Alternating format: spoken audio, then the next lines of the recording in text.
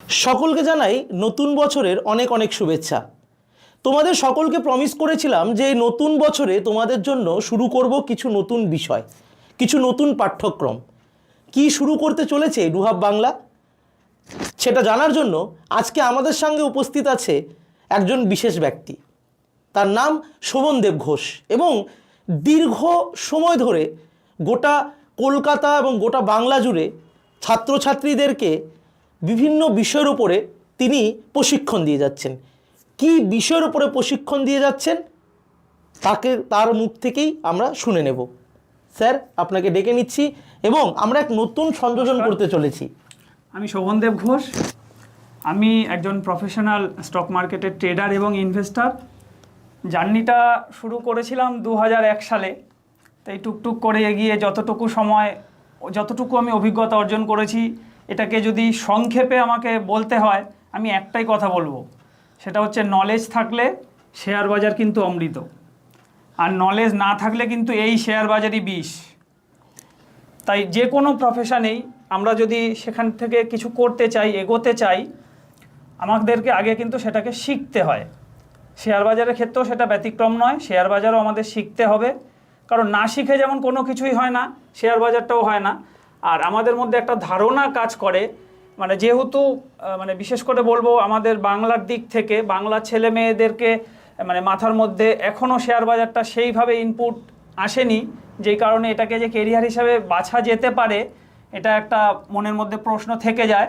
আর আরেকটা জিনিস, আমি যেহেতু এতগুলো বছর ধরে পড়াচ্ছি, আমি 2020 সাল থেকে পড়াচ্ছি। 2001 থেকে মার্কেটে থাকলেও প্রথমেই তো পড়ানো যায় না, কারণ অভিজ্ঞতা একটা সঞ্চয় করতে হয়। তা এই ছোট্ট সময়ের মধ্যে আমি একটা জিনিস দেখেছি, স্টুডেন্টদের মনে যেই প্রশ্নটা থাকে যে আমি কমার্স ব্যাকগ্রাউন্ডের নই, আমি কি এটাকে নিতে পারবো বা কিছু। অ্যাকচুয়ালি বিষয়টা কমার্স ব্যাকগ্রাউন্ড বলে ম্যাটার করে না। তার কারণ আমি এটাকে যখন আমি পড়াই, আমি এইভাবেই মাথায় রেখে পড়াই, সায়েন্স কমার্স আর্টস যেন কোনোটাই বাধা সৃষ্টি না করে। এটাকে একটা অন্য পদ্ধতিতে পড়াই, সম্পূর্ণ বাংলা ভাষাতেই পড়াই। আর সব কথার পরেও আমি এটাই বলবো, দেখুন, আমরা যখনই কারোর কাছে পড়তে যাব বা কাউকে গুরু হিসাবে নির্বাচন করতে যাচ্ছি, এটা না, আমি বলি, আমার স্বল্প অভিজ্ঞতা থেকেই বলি, বয়সের অভিজ্ঞতা থেকেই বলি, ভালো গুরু পাওয়াটা না ভাগ্যের ব্যাপার। কারণ একজন স্টুডেন্টের বা একজন ছাত্রের পক্ষে যদি সেই দৃষ্টি থাকতো যে কে ভালো গুরু, তাহলে তার আর পড়াশোনার প্রয়োজন পড়তো না। তাই আমি বলি, প্রাথমিক অবস্থায় ভালো গুরু নির্বাচনটা ওটা ভাগ্যের ব্যাপার। ভালো কর্ম করলে আশা করি ভালো গুরু পাওয়া যায়, কারণ এটা একটা প্রমাণিত সত্য। কারণ অনেক ভালো ছাত্রছাত্রীও ভালো গুরুর অভাবে সেই জায়গাটা অর্জন করে উঠতে পারে না। আবার অনেক মাঝারি মানের ছাত্রছাত্রীরাও ভালো গুরুর হাতে পড়ে খুব বড় জায়গায় যেতে পারে। তাহলে এখানেও সেটা ব্যতিক্রম হবে না। আর যদি বলেন এটাকে কি কেরিয়ার হিসেবে বাঁচতে পারবো, হঠাৎ একটা বিষয়, হঠাৎ স্যার আজকে সামনে এই সাবজেক্টটা আমাদের সামনে তুলে ধরলো, যেটা আমরা কিছু জানিই না, হঠাৎ করে এই সাবজেক্টটা, এটাকে কি আমরা কেরিয়ার হিসাবে বাঁচতে পারি? বা ধরুন আমি অলরেডি কেরিয়ারিস্ট, আমি হয়তো ভালো চাকরি বা ভালো বিজনেস করি, এখানটা কি বিনিয়োগের জন্য বেছে নেওয়া যেতে পারে?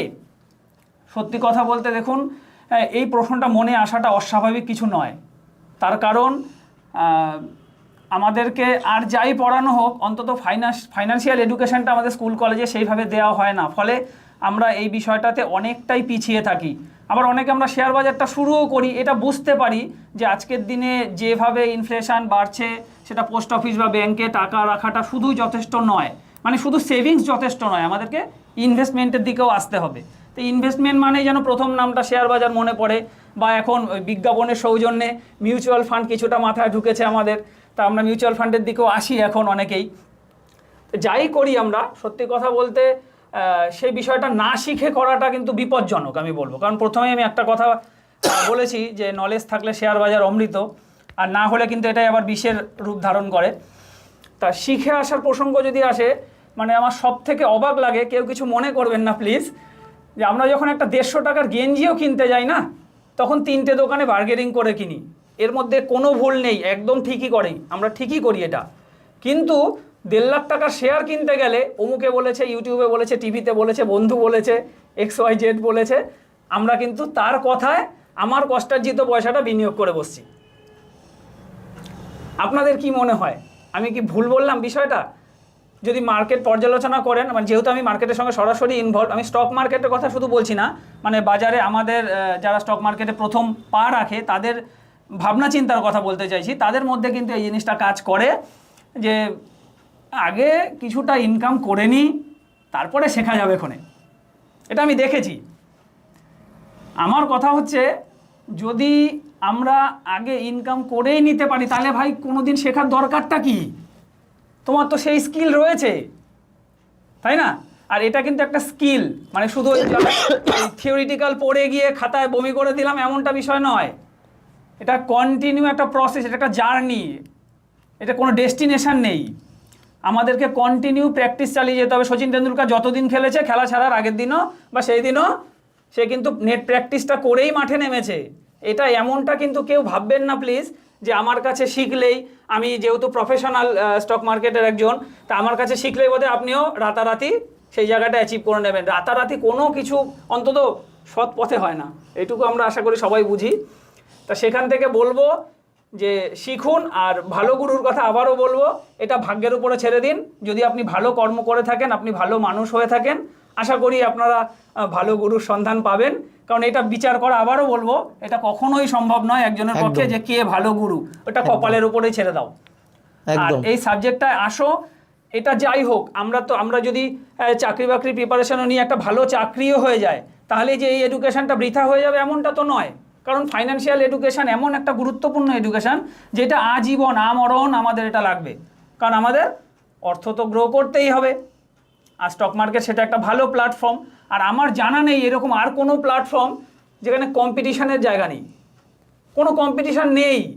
আজকে আমি ছোট থেকে যদি স্বপ্ন দেখি আমি বড় হয়ে একজন স্টক মার্কেট ইনভেস্টার হব, ট্রেডার হব, আমার একটা ছোট ছেলে আছে, আমি কিন্তু এখন থেকেই ওকে এটাই বোঝাতে পেরেছি, বা ছোট্ট বাচ্চাও যতটুকু আমার সাথে সাথে থাকে, ও যে মানে যেটা হয় আর কি ন্যাচারালি চলে আসে, আমি সবসময় স্ক্রিনের সামনে থাকছি স্টক মার্কেট নিয়ে, ও সেই জিনিসগুলো দেখছি অ্যাডাপ্ট করছে আস্তে আস্তে। ওর বিষয়টার প্রতি মানে অ্যাকচুয়ালি আমিও চাইছি মন থেকে সেটা, ওর মধ্যে ওটাকে জাগ্রত করার চেষ্টা করছি। কেন? কারণ ও যতই পড়াশোনায় ভালো হোক, আমি আবারও বলছি কাউকে কিন্তু নেগেটিভ করার জন্য কথাগুলো বলছি না, আমি বাস্তবটা তুলে ধরছি, আর বাস্তব সবসময় তিতো হয়। কারণ ও যতই পড়াশোনায় ভালো হোক, ও যে ডাক্তারিতে চান্স পাবেই, ইঞ্জিনিয়ারিংয়ে চান্স পাবেই, এই রস্যইটা কিন্তু আমরা বসাতে পারি না যে চান্স পাবেই। কিন্তু যদি ওর স্বপ্নটা এটা হয় যে আমি বড় হয়ে একজন প্রফেশনাল ইনভেস্টার হব বা ট্রেডার হব, সাকসেস পাবে কি পাবে না সেটার পরের প্রশ্ন, কিন্তু শুরু করাতে কি কোনো বাধা আছে? উত্তরটা আমরা কিন্তু সবাই এক কথায় বলতে পারি, না, কোনো বাধা নেই। এইবার সাকসেস পাওয়াটা তার পরিশ্রম, তার কোয়ালিটির উপরে নির্ভর করবে একদম। আর এই লাস্ট 5 বছরে আমি যতটুকু স্টুডেন্টদেরকে পড়িয়েছি, এরকম অনেক স্টুডেন্ট আছে যারা আমার কাছে পড়ে কিচ্ছু করতে পারেনি, সুপার ফ্লপ বলতে যা বোঝায়। হ্যাঁ, আবার কিছু স্টুডেন্ট আছে যারা স্বাচ্ছন্দ্যে এটা থেকে তাদের কেরিয়ারটা করে যাচ্ছে। আবার কিছু স্টুডেন্ট আছে যারা মোটামুটি তার চাকরি ব্যবসা বজিয়ে রেখে মোটামুটি ইনভেস্টমেন্টটা করছে। হ্যাঁ, আমি কি 3 জনকে আলাদা আলাদা কিছু পড়ালাম? ব্যাপারটা কিন্তু তা নয়। একই ব্যাচে সবাই পড়ে, যেমন একই স্কুলে কেউ ফেলও করে যায়, কেউ 100তে 100 পায়। এখানে টিচারের কৃতিত্বর থেকেও বড় কৃতিত্ব কিন্তু সেই স্টুডেন্টের থাকে। আমার কাজ কি? আমি তো একজন কোচ, আমার কাজ হচ্ছে পথ বলে দেওয়া। মাঠে নেমে খেলতে তো তোমাকেই হবে ভাই। একদমই তাই, তাই না? একদমই। আর আমি কোনোদিনই মাঠে নামতে পারবো না, আমি যা শেখাবো তোমাকে মাঠের বাইরে, মাঠে নামতে তোমাকেই হবে। একদমই।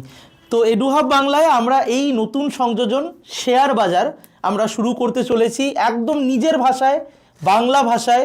তো তোমরা যারাই এই শেয়ার বাজার সম্পর্কে বিশেষ জানতে চাও বা আমাদের বিভিন্ন ক্লাসে জয়েন করতে চাও, তারা অবশ্যই এই ভিডিওর কমেন্ট সেকশনে দেওয়া নম্বরে ফোন করে বা মেসেজ করে যোগাযোগ করো। নতুন বছরে এই শেয়ার বাজারের নতুন সংযোজন এডুহাব বাংলার প্ল্যাটফর্মে।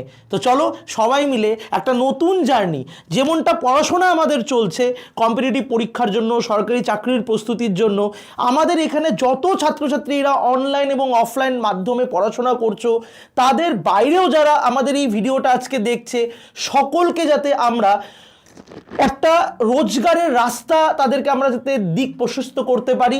তো চলো সবাই মিলে একসাথে নতুন বছরে নতুন স্বপ্ন, নতুন আশা নিয়ে এগিয়ে চলি এডুহাব বাংলার সাথে। ধন্যবাদ।